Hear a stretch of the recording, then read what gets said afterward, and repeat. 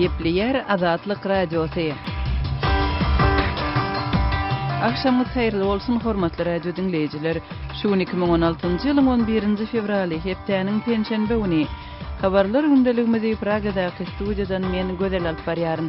Şu günkü programmamyzda adam hukuklaryny goraýjy Human Rights Watch guramasyna görä gündäki Ukrainada uruşda ýüzlerçe mektep ýumrulypdyr. Olaryň ençemesi konfliktde gatnaşan taraplaryň harby maksatlary üçin ulanylypdyr. When there was a very heavy artillery attack, that school was hit many times repeatedly. Türkmenistanda daşary ýurt walutasyny nakt görnüşde satyn almak mümkinçiliginiň resmi taýdan ýatyrylmagyna bir ay boldy. Bu çäklendirme ilaty nähili täsir ýetirdi. Daşary ýurt walutasynyň arşasyny geçirýän nokotlar görürwede işleýän ýöne o ýerde diňe daşary ýurt walutasyny kabul edýän penzireler bar. Owganistanda her ýylda onlar çaçaga gulçuluga düşýär. Olaryň käbirleri hut öz enatalary tarapyndan satylýar. Ejim we kakam meni adam gaçakçylaryna 10 000 Amerikan dollaryna satdy. Adam gaçakçylar meni Talibana gowşurdylar. Şu gün biz bu we beýleki temalarda jekmejek durup geçeriz. Programmamyzyň esasy bölügine başlamazdan ozal täzelikler bilen tanyş boluň. Gündäki Ukrainada uruşda ýüzlerçe mektep ýumruldy diýip Human Rights Watch guramasy öňe süren bu sanyna konfliktde gatnaşýan taraplaryň öz harby maksatlary üçin ulanylan mektepleriniň hem girýänligini 11-nji fevralda Sowet'in hatawatynda belledi. Uruşdan soň abat galan mektepler käte howply şertlerde, käte hyryn-dykyn ýagdaýda ulanylýar. Şol bir wagtda çağalaryň ençemesi mektebe düýpden gatnamazlyga mejbur bolýarlar diýip hatawatda bellenýär. Human Rights Watch guramasy 42 mektebe sapar edip mektep okuwçylary, mugallimler we şaýatlar bilen geçiren söhbetdeşlikleriniň netijesinde mekteplere hem hökümetiň gözegçiligindäki hem de separatistleriň gözegçiligindäki giňişliklerde hüjüm edilenligini hasaba alypdyr. Ortiýet Siriýada geçen hepde amala aşyran howa darbalarynyň 1900 nişana zarby uranlygyny aýtdy. Goranmak ministrliginiň 11-nji fevralda aýtmagyna görä howadan edilen zarbalar Aleppo, Latakia, Hama, Deir el-Zor, Daraa, Homs, Hasaka we Rakka regionlarynda nişandary gönükdirilipdir. Şeýledi ministrlik Alepponyň ýaşaýyş böleklerine edilen hüjümler baradaky aýplamalary ret etdi we Siriýanyň Demirgadagyndaky şäherde 2 keselhananyň ýumrulmagynyň jogapkärçiliginden ýüzürdi. Ortiýet harbiýleriniň bu maglumaty Siriýanyň hökümet güýçleriniň Ortiýetin howa darbalaryna daýanyp Aleppo şäheriniň gozgalançylaryň elindäki böleklerini gaýdap almaga çalyşýan wagtynda peýda boldy. Halkara Gyzyl Haç guramasy söwüşleriň güýçlenmeginiň tutuş welaýetde 50 000 adamyň öz öýlerinden göçmegine sebäp bolandygyny aýtdy. Owganistanyň polisiýasy Kandahar welaýetinde polisiýa wekiliniň öz kärdeşlerini oka tutmagynyň netijesinde 4 polisiýa ofitseriniň öldürilenligini we 7-siniň yaralananlygyny aýtdy. Welaýet polisiýasynyň medeniýet wekili Ziya Durrani okatyşyň 10 fevralda Zari etrawyndaky barlyk geçiş nokadynda bolanlygyny aýtdy. Şeýle ol öz kärdeşlerine dönüklik eden polisiýa işgäriniň atylyp öldürilenligini habar berdi. Hüjümyň jogapkärçiligini Taliban guramasy öz üstüne aldy. Mundan ozal 26 ýanwarda Uruzgan welaýetinde dönük polisiýa işgäri neşäniň täsiri astynda özüniň 10 kärdeşini atyp öldüripdi. Nigeriýanyň bozgunlar lagerinde 10 fevralda janyny geçen 2 dinan hüjümçi özlerini partladyp azyndan 58 adamyň ölümine sebäp boldular.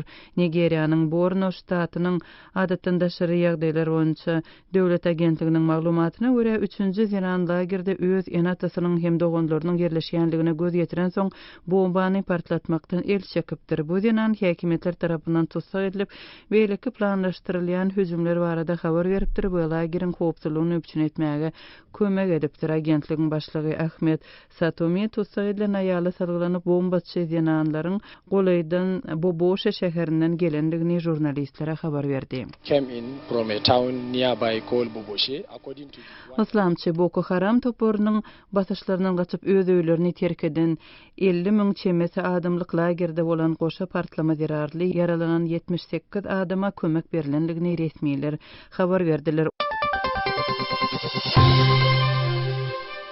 Ukrainanyň prezidenti Petro Poroshenko ykdysady reformalary güýçlendirmek we hökümeti korrupsiýadan azad etmek borjuny dowam etdirjekdigini Halkara Maliýe Fonduna wada berdi.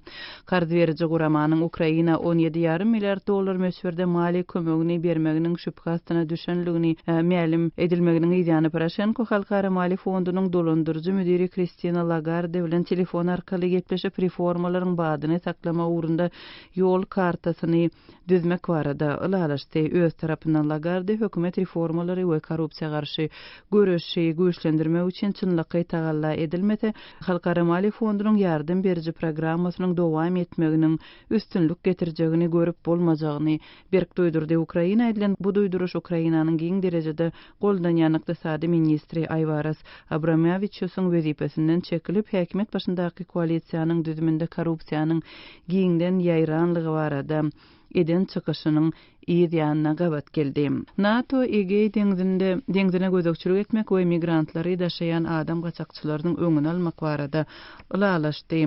Hormatly radio dinleýijiler, siz täzelikler bilen tanyş bolduňyz. Biz gepleşigimizi dowam etdirýäris.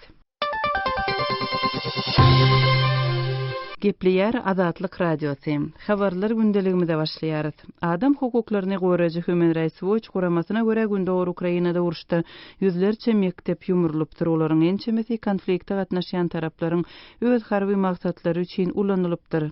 Guramanyň gündäwr Ukrainada onlarça mektebeden saparynyň netijesinde taýýarlap 11 fevralda çap eden bu maglumatynyň mazmuny kärdeşim Ýoşan Nurwandan dinläýälim. Günnäwr Ukrainada uruşma halynda ýüzlerçe mektep göýran edildi. Sol sany olary konfliktiň iki tarapyny naklar hem harby maksatlar üçin ulanýarlar diýip Human Rights Watch guramasynyň 11 fevralda çap eden hasabatyny aýdylýar. Uruşdan awat galan mektepler hem howply şertlerde işleýär we olardaky okuwçy sany köplenç aşa köp bolýar.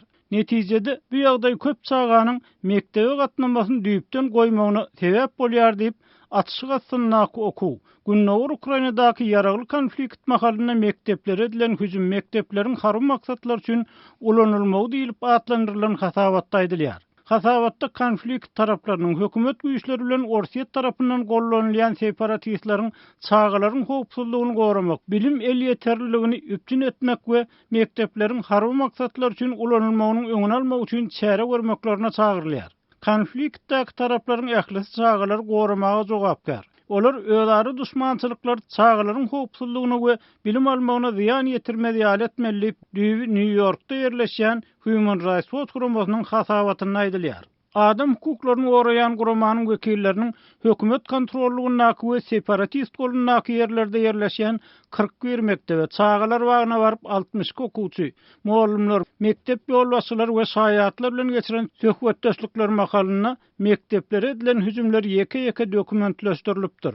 Human Rights Watch guramasynyň Ukraina barlygçysy Yuliya Garbunova iki tarapyň hem mektepleri harby işçilikler üçin ulananyny, mektepleriň içinde we golaýyna ýaragly adamlaryň we ýaraglaryň saklananyny aýdýar. Using those schools for military purposes led to them basically turning into legitimate military targets. Mekteplerin harby maksatlar üçin ulanylmagy olaryň kanuny ýagdaýda harby nişana öwrülmegine getirdi we hüjüm edilmek hem göýran bolmak ähtimallygyny ýokarlanýar diýip Garbunova Azatlyk radiosyna aýtdy. An increasing possibility of them being attacked and destroyed.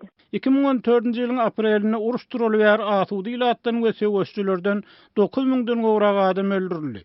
2015 ýylyň sentýabryna güýje giren ýaraşykdan soň söwüşçüler görnetini ki parlady. Emma atysy etmekde onlar ýygydan bolurly we konflikt çözmek boýunça baglaşylan ylalaşyk umumyň durmuşa geçirilmän galdy. Hasabatda 2015 ýylyň iýununda pitneçileriň eýleýän ýerinden edilen artilleriýa top hüjümleriniň Krasnohorivka şäherindäki 3-nji mektebe ýetiren ul ýan suratlandyrylýar. Bu mektep hökümet kontrollugynaky Donetsk sewtinde Ukraina harby barlygyny okadyndan 700 metr çemez daşlykda ýerleşýär. When there was a very heavy artillery attack, that school was hit. Hawa ol ýerde ören agyr top hüjüm boldy we mektep ençemegede gaýta uruldy.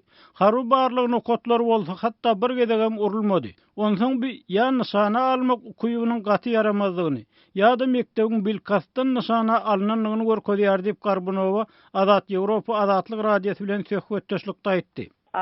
or it shows that the school was targeted deliberately. Hasabatda munun ýaly guramalaryň nişana alynmagynyň uruş kanunçylygyna gadagan edilýänligi we uruş jenaýaty hökmünde deriňeljekdigi duýdurulýar.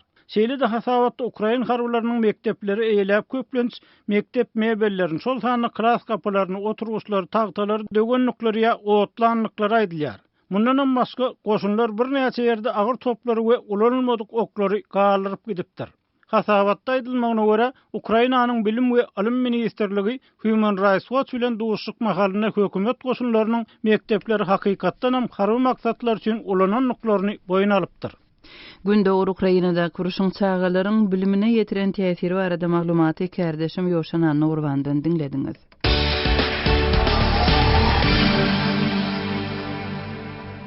Gepleyer Azatlyk Radiosu ýetir habarlar gündeligimizi dinleýärsiňiz. Birleşen Ştatlaryň kanun çykarjylary käbir Eýranlylar üçin wiza düzgünlerini ýeňilleşdirmek meselesine seredýärler. Şol bir wagtda Obamanyň administrasiýasynyň Eýrana seýahat edýän biznesmenler we jurnalistler üçin hem täze wiza düzgünlerini ýaňsatlaşdyrmak boýunça plany 10 fevralda Kongressde uly garşylyk döretdi. Bu ýagdaýyň jekmejeklerini kärdeşim Tehradan dinläli. Obama administrasiýasynyň Eýrana seýahat edýän biznesmenlerden we jurnalistlerden edilýän täze berk wiza talaplaryny gowşatmak plany 10 fevralda Kongressde bolan dinlenşikde uly garşylyga uçrady.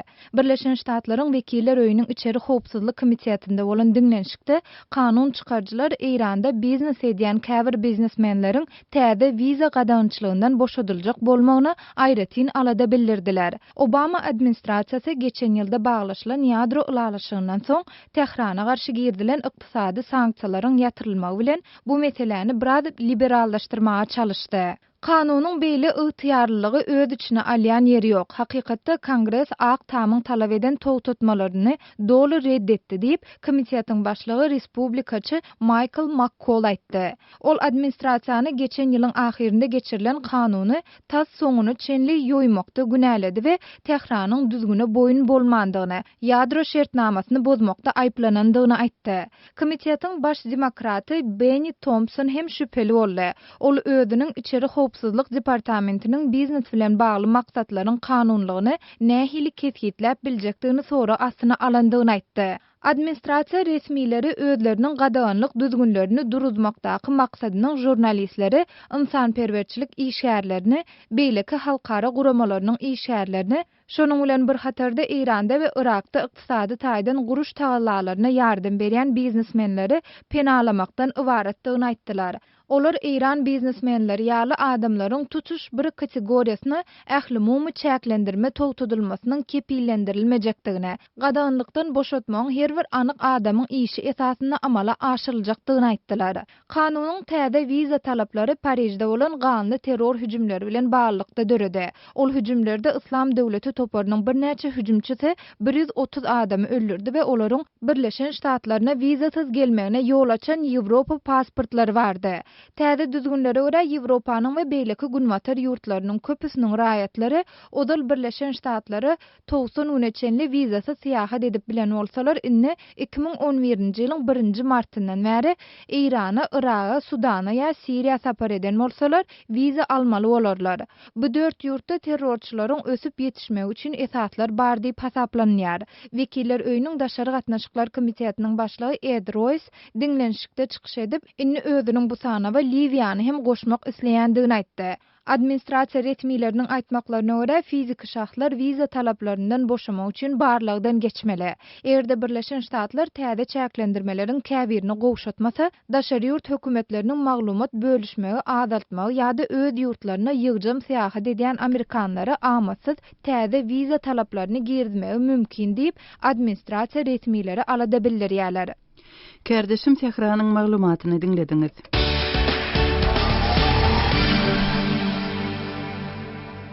Türkmenistanda daşary ýurt valutasyny nakt görnüşde satyn almak mümkinçiliginiň resmi taýdan ýatyrylanyna bir aý boldy. Banklaryň pul çalyşyk nokatlary şuň köwüne çenli işleýän hem bolsa olarda daşary ýurt valutalaryny şol sanda Amerikan dollaryny satyn alyp bolmaýar. Bu ýagdaýyň ilaty ýetirýän täsiri barada kärdeşim Muhammed Tahiriň Türkmenistanly ýazyjy Aman Murat Bugaýew bilen geçiren söhbetdeşligini dinläli. Aman Murat, dollaryň satylmagynyň behedilenine bir aý boldy. Alış-çalış nokatlaryň öňündäki nobatlar ýagdaýlar nähili edil häzirki gün? Geçen bir ayın dowamyny ýükün edip döwlet banklaryna edil bir ay mundan ozal kıyaly Amerikan dollarym ýewroda satylmaýar, şol üçin döwlet banklarynyň öňünde hiç şeýle nobat ýok. Ýöne bir ayın dowamyny ýükden käbirdatlar bar. Meselem banklaryň merkezi ofislerine, meselem daşary ykdysady gatnaşyklar döwlet bankyna garagym, halkara paýdarlar bankyna daşary ýurt valyutasynyň arşçalyşyny geçirýän nokotlar görerwede işleýär, ýöne o ýerde diňe daşary ýurt valyutasyny kabul edýän penzireler bar.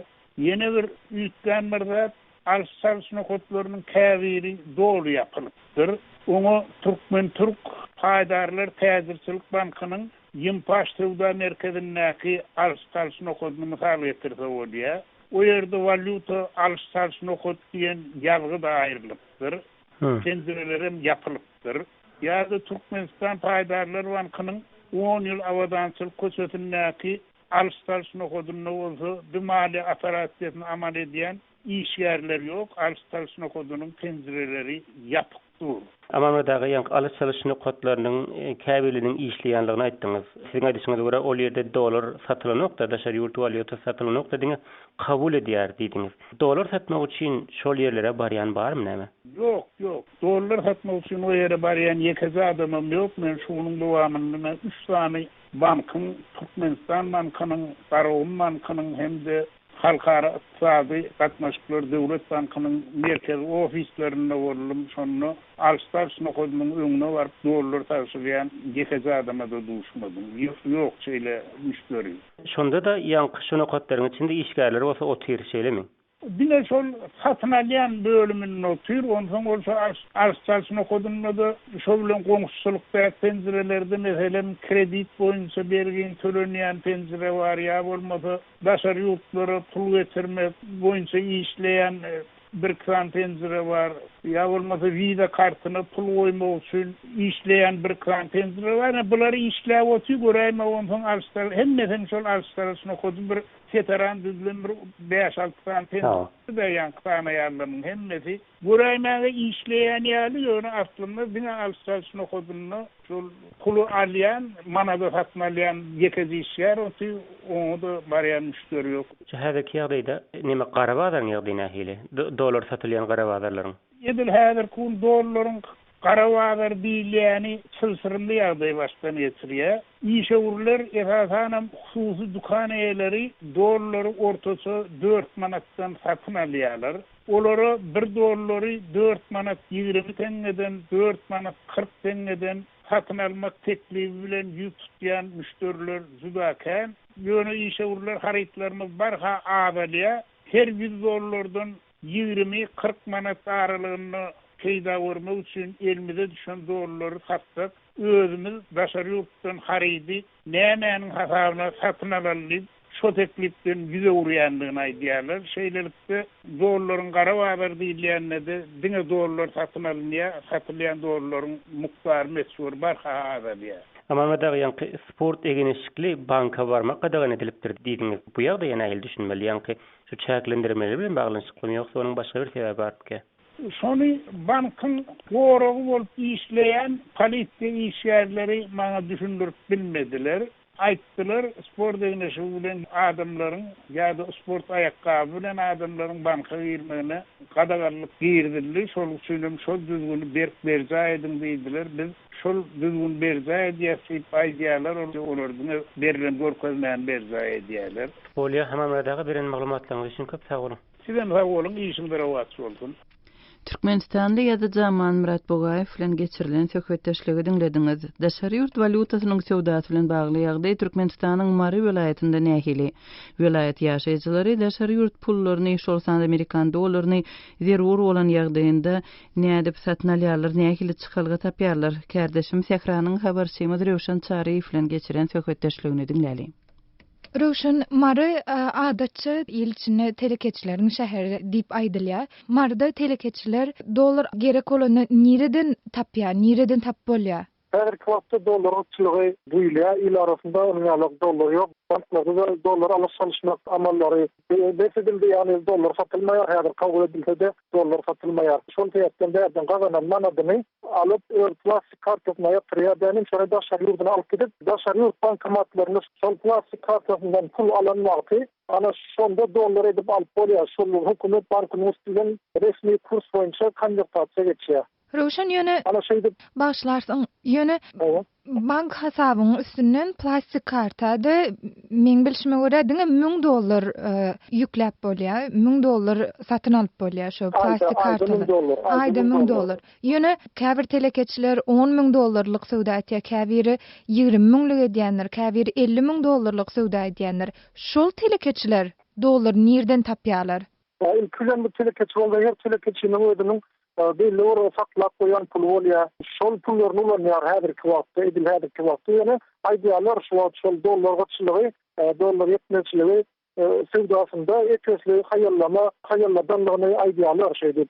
Şol sebebi islam dollaryny, islam muktada islam dollaryny alyp bilmänligi sebäpli şonuň sevdasyny häzirki wagtda hayallarlaryny aýdýarlar. Hayallar diýeniňde Ruşan nämen gözüňde tutýar? Hayallar diýende meselem ýa-ni diýişmeli, o meselem aýdaky girdiňe şonuň diýeli $10,000 bolýan bolsa, häzir şol $10,000 ýeten ok şol etesli bärak bolýar, şol satylýan getiren batlaryny ýa-da dollar bilen satylan wagty meselem müşteri gelip şol dollar berjek, manat berilen ok diýende şol has arbaňragan mek goýurulýar şonu. Ýöne şol manadyny alyp manady bar onuň dänin ýöne şonu alyp dollar etmek ýene täze haryp getirip bilmeýänler sebäpli şonuň sowdasy azaldy. Garawazardan dollar tap bolýarmy? Garawazar diýilende o diýilmir garawazar ýok. Sahrasy ýa-ni garawazary häzir şol ýakyryldy diýse de bolýar. Garawazaryň diýenkälik adamlar çykyp dollar alýar diýen adam kan göze ilenok mardadan şonu ýalyp ýok. Ýa-ni şol öňkü jerimeler hasy ýokarlandyryldy. Häzirki wagtda şol garawazarda dollar sowdasyny eden adam üçin şol 10.000 gatlyk aýlyk mikdaryndan jerime salynýar we hemme de oturan şol dollar sowdasyny manady bolsun dollar bolsun hökümet tarapyndan konfiskatsiýa edilýär. Röşen häzirki wagtda mardaky valyuta alyş-çalyş nokatlary ýapykmy? Edil şonu ýagdaý nähili? Şol häzirki alyş-çalyş nokatlarynda dollar taşyrýan adam az bolanlygy sebäpli indi dollardan satylmaýanlygy. Şol sebäpden ýönkälik dollaryň öňünde duran nokatlar ýok. Şol ýa-ni nokatlary boşap durýan ýary şu taýda bir tanap işler belli wagt içinde oturýar, iş wagtyna çelle ondan berde şol ýok meselem günä tanap çelle oturýan bolsa indi günä tanap soň 4-5-6 çelle oturýan bolsa indi şol häzir günüň dowamında 3 çelle oturýar soň şol kassalaryň ýapylýan halatlary amma Röşen gepleşigimizde atnaşyp beren gurulmagyň üçin köp sag bol. Sag bolun. Kerdişim Sehranyň habarçymy Röşen Çariýew bilen geçiren söhbetdeşligini dinlediňiz. Türkmenistanyň Mary vilayetinde Mary Serkedawat aralygyndaky ulugara ýoluň erbet ýagdaýdadygyny yerli ýaşaýjylar gurrun berýärler. Sürüjüler ýollar bejerilmän soň uluglarynyň zaýalanýanlygyny aýdýarlar.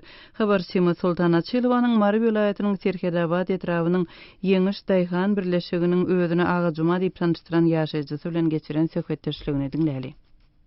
Şu etrafdyr welaýatlarda ýollaryň yaramazlygy barada aýdylýar. Öz obalarynyň ýollar barada näme aýdyp bilýäňiz?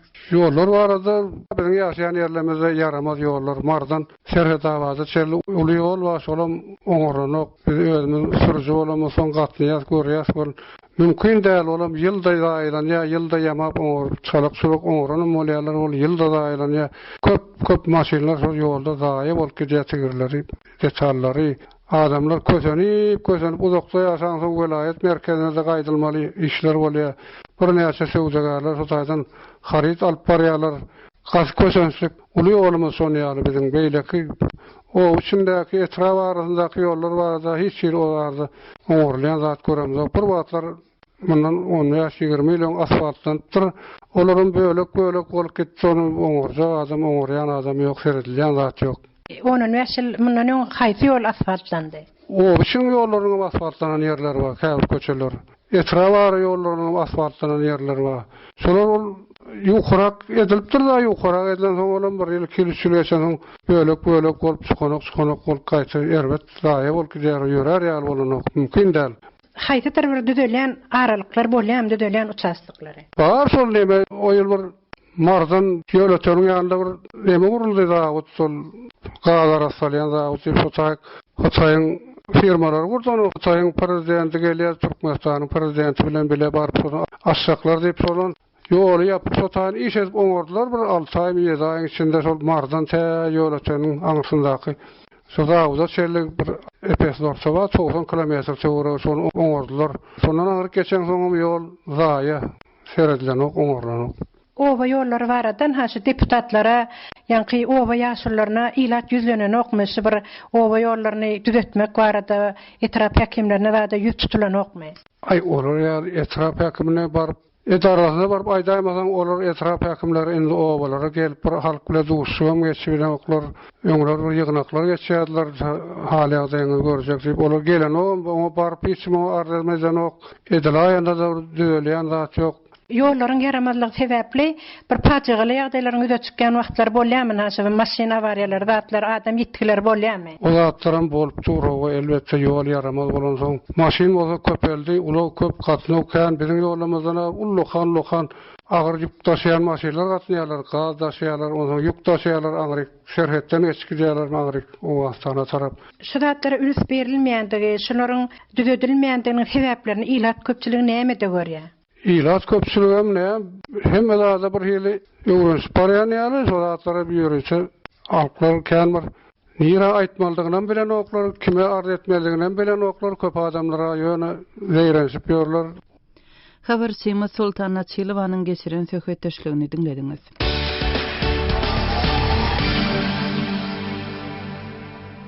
Owganistanda her ýylda onlarça çağa gulçuluk ýa-da beýleki yaramaz maksatlar üçin satylýar. Adatça şol çağalaryň maşgalalary ören garyp bolýar. Käbirler adam gaçakçylary tarapyndan alınıp gaçylýar. Käbir çağalar öz enatalary tarapyndan satylýar. Azatlyk radiosu adam gaçakçylarynyň elinden sypmagy başaran Owganistanly iki çağa bilen söhbetdeş boldy. Bu maglumatyň mazmunyny kärdeşim Sehradan dinläli. Bu gije wagty Kabulyň esasy awtobus stansiyasy. Adam açıkçıları giyeceğinin tümlüğünü örtünüp, Owan paytagtyndaky çağalary şu yerden alıp gaçýarlar. Käbir çağalar öz garip maşgalalary tarapyndan satylýar. Ejim we kakam meni adam gaçakçylaryna 10 000 Amerikan dollaryna satdy. Adam gaçakçylar meni Talibana gowşurdylar. Olar men janynyň geçen hüjüm çetmek üçin türgünleşdirdiler. Diýip çağa gaçakçylygynyň pedasy Yahya aýtdy. 11 ýaşyndaky Yahya bizden öz ýüzüni görkezmezligi sorady. Ol öz ýowuz missiýasyny amala aşyrmagyň deregine özüni Owgan howpsuzlyk güýçlerine tapşyrdy. Taliban maňa meniň jennete gitjekdigimi aýtdylar we menim olardan jennet nirede, jennete sen gitdidim. Olar maňa diňe janynyň geçen çağalaryň jennete gidýänligini aýtdylar. Kabulyň köçelerinde özlerine işöwür diýip tanadýan adamlar maşgalalara çağalaryny daşary ýurtda işlemäge äkitmek şerti bilen her ay belli bir möçerde pul bermäge wada berýärler. Çağalaryň maşgalalaryna wada berilen pul ören teýrek ýagdaýda berilýär. Bu hem maşgalalaryň gaçakçylar tarapyndan ağırlygy düşürilýändiginiň alamaty bolýar. Şol çağalaryň jynsyz zorlugy hem tedawar edilýän bolmagy ihtimal. Diýip çağa gaçakçylygynyň pedasy Yahya aýtdy. Hayatullah bolsa gaçakçylar tarapyndan alınıp gaçylanda özüniň ýesir düşen ýalydygyny aýdýar. Ejim kakam meniň nirededigimi 9 aýlap bilmediler. Men 9 ay Saudi Arabistanyna boldum. Men urulup ýenjilip gynamalara tedawar edildim. Meniň üçin 9 ay 90 ýyl ýarly. Diýip çağa gaçakçylygynyň pedasy Hayatullah aýtdy. Owganistanyň terhetleriniň çäginde sansız, sajaksyz gaçakçylyk ýollary bar. Owan hökümeti 2015-nji ýylda 170 çağanyň alınıp gaçylandygyny hasaba alsa-da, hakykatda bu sanyň has ýokardygyna ynanylýar. Owganistan adam gaçakçylaryny mundan diňe 5 ýyl ozal höküm edip başlady. Köp ýyllaryň dowamında Owganistanda çağa gaçakçylygy hatda jinayet diýilip hem hasaplanmaýardy. Diýip Owganistanyň Adam hukuklary boýunça garaşsyz komissiýasynyň başlygy Sima Samar aýtdy. Yahya häzir Owan döwletiniň himayaty astynda saklanýar. Emma onuň gam gussasy özüne ýetip. Men nenen gam gussaly bolmaýyn. Ejim we kakam meni 10 000 dollara satdy we meniň ölmegimi isledi. Olar mundan näme gazandylar? Bir gün tutuş dünýä menden hoşal bolar diýip umyt edýärim. diýip Yahya aýtdy. Yahya ulalanyna başga bir uğrunça gitmegi umyd edýär. Ol okumak üçin Türkiýe gitmegi arzu edýär. Hormatly radio dinleyijiler, bu maglumatyň video görnüşini görmek üçin adathabar.com websaytymyza täýär edin. Şunuň bilen habarlar gündeligimizi jemleýär saatlara ketmeden soň gepleşigimizi ýazy görnüşinde dinläp bilersiňiz. Adatlyk radiosynyň efir tolkunlarynda galyň.